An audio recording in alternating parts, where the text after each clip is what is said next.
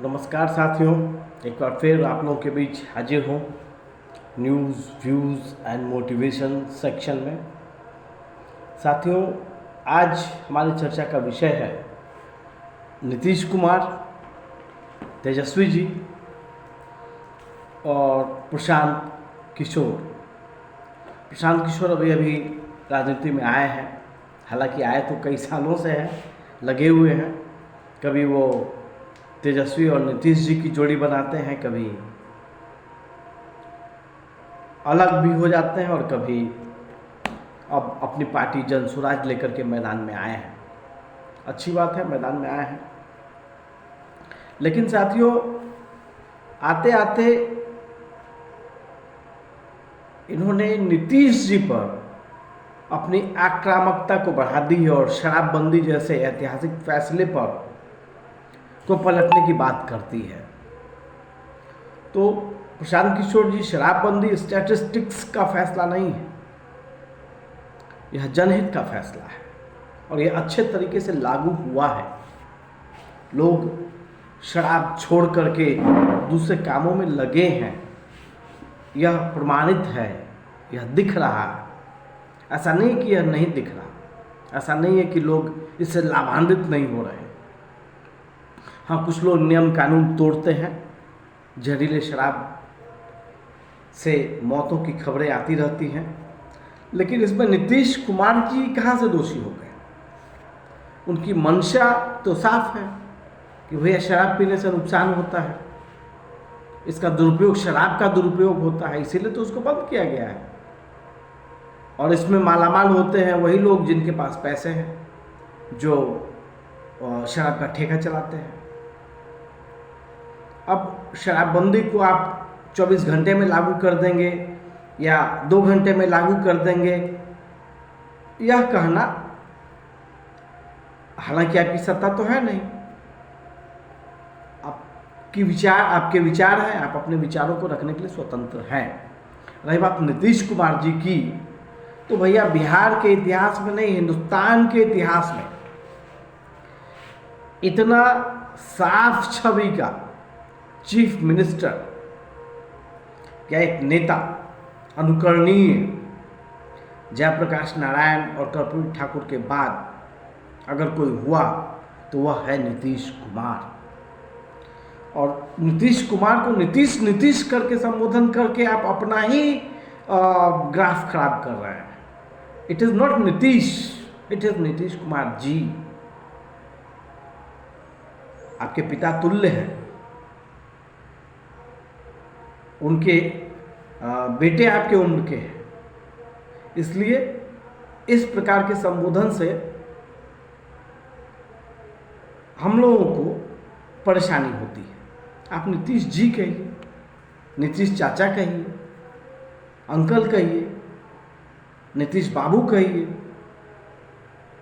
रही बात आगे की, तो नीतीश कुमार जी के नेतृत्व में बिहार इतने सालों से चल रहा है, उनके नेतृत्व में तेजस्वी भी आए,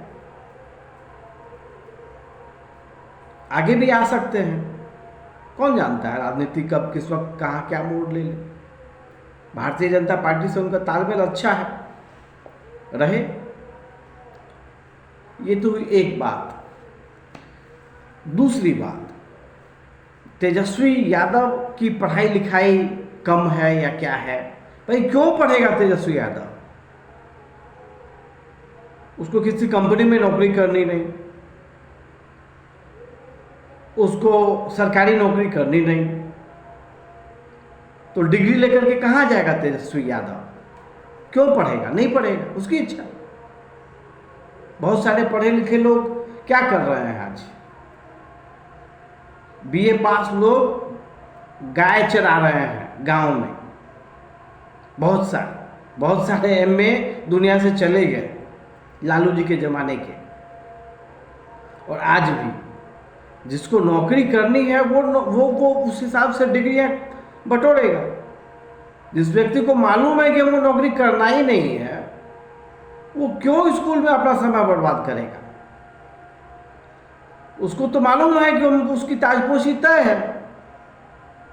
लालू जी ने एक प्लेटफॉर्म बनाया हुआ है वो उस प्रोसेस में क्यों नहीं जाएगा, जो वो डिग्री लेने के चक्कर में घूमेगा। ये कोई बात नहीं हुई। आपके पास डिग्री है, आपने पढ़ाई की, अच्छी बात है, आपने एमबीए किया, आईआईएम से किया, बहुत गौरवान्वित किया आपने बिहार के लोगों को। उसका सदुपयोग आपने किया एक बार नीतीश जी और तेजस्वी जी की सरकार बना करके, भारतीय जनता पार्टी को हरवा करके। इस बार फिर आप आए हैं मैदान में, आप अपनी सरकार बनाइए, अच्छा विजन दीजिए, अच्छा मिशन दीजिए, किसने रोका। लेकिन किसी को डिमोरलाइज करना कि डिग्री नहीं है, डिग्री, ये डिग्री कौन सी चीज है भाई। प्लेटो के पास कौन सी डिग्री थी, कबीर के पास कौन सी डिग्री थी, कौटिल्य के पास कौन सी डिग्री थी। लोग पढ़े लिखे थे, तेजस्वी भी उम्र के साथ पढ़ते होंगे, जरूर पढ़ाई लिखाई करते होंगे। हाँ, इकोनॉमिक्स की वो जानकारी उनको नहीं होगी जो आपको है, स्टैटिस्टिक्स की वो जानकारी उनको नहीं होगी जो आपको है, लेकिन बहुत सारी चीजों की जानकारी जो उनको है वो आपको नहीं है। इसलिए politics of demoralisation in the name of education is not good. और आप जैसे पढ़े लिखे लोग देश का नेतृत्व करें, प्रदेश का नेतृत्व करें, स्वागत योग्य है, लेकिन किसी को डिमोरलाइज करना इस तरीके से, ये बात ठीक नहीं है। Education is not is need. Why will he go to CBSE board, why will he go to ICSE board, why will he take degree when he knows he has nothing to do with। Degree हमारे जैसे, आप जैसे लोगों के लिए है, नौकरी करना है, जिसको मालूम है कि हमारे लिए कहीं कोई सत्ता नहीं है, जिसको मालूम है कुर्सी नहीं है हमारे लिए, हम लोग सवर्ण लोग हैं, हमारे पास वोट बैंक नहीं है। आप मैदान में आए हैं, आपका स्वागत है, लेकिन बिहार की मानसिकता को बदलना सबसे पहला काम। इसके लिए मैंने नीतीश कुमार जी को सुझाव दिया था, नैतिकता की पढ़ाई पढ़ाइए, लोगों का मोरल स्टैंडर्ड सुधारने का प्रयास करिए, स्कूल लेवल से स्टार्ट करिए। लेकिन उस पर अभी तक काम कुछ दिखता नहीं है। स्कूल में क्रांतिकारी बदलाव के पाठक जी के समय में हुआ, आज भी जारी है, अच्छी बात है। कुछ खामियां हैं वो दूर हो रही है, लेकिन धीरे धीरे होंगी, ऑल ऑफ सडन तो हो नहीं सकता। सैकड़ों सालों में बिहार की संस्कृति बनी है और सैकड़ों सालों में बिहार की संस्कृति खराब हुई है। आज़ादी के समय में बिहार वॉज द बेस्ट, आज़ादी के तुरंत बाद Bihar was the best governed state, और धीरे धीरे उस बेस्ट गवर्नड स्टेट से वर्स्ट गवर्नड स्टेट में चला आया। ये राजनीति की देन है, यही तो राजनीति है। जहां से चैलेंज मिले उस जगह को कमजोर कर दो।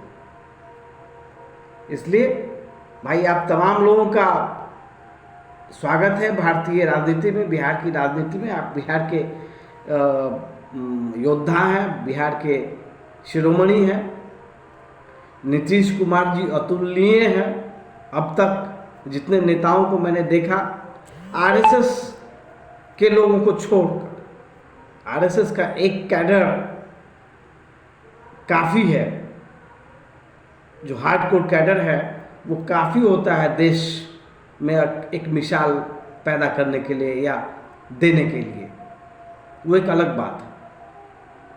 लेकिन राजनीति के क्षेत्र में आरएसएस राजनीति से कोई लेना देना नहीं है। उसका लेना देना है मानवता से, उसका लेना देना है मानवीय संस्कृति से, फिर हिंदुत्व से, हिंदुत्व से पहले देश से। देश है तो हिंदुत्व है, हिंदुत्व है तो देश है, दोनों ही बातें हैं। लेकिन हिंदुत्व का मतलब मानवता से अलग नहीं है, हिंदुत्व का मतलब नफरत नहीं है। कुछ टुच्चे लोग बयानबाजियां कर रहे हैं, उससे फर्क नहीं पड़ता। हिंदुत्व का मतलब होता है मानवतावादी, मानवतावाद। जिसमें मानवतावाद नहीं वो हिंदू नहीं। जो हर धर्म के व्यक्ति का इज्जत न करे, जिसको हर धर्म के व्यक्ति से लगाव न हो, वो हिंदू हो ही नहीं सकता। जो नफरत की बात करे वो हिंदू हो ही नहीं सकता। जो हिंसा की बात करे वो हिंदू हो ही नहीं सकता। हिंदू इसी को कहता है। खैर वो अपनी जगह है। इसलिए एक बार फिर आप तमाम लोगों का स्वागत करते हुए बहुत बहुत धन्यवाद।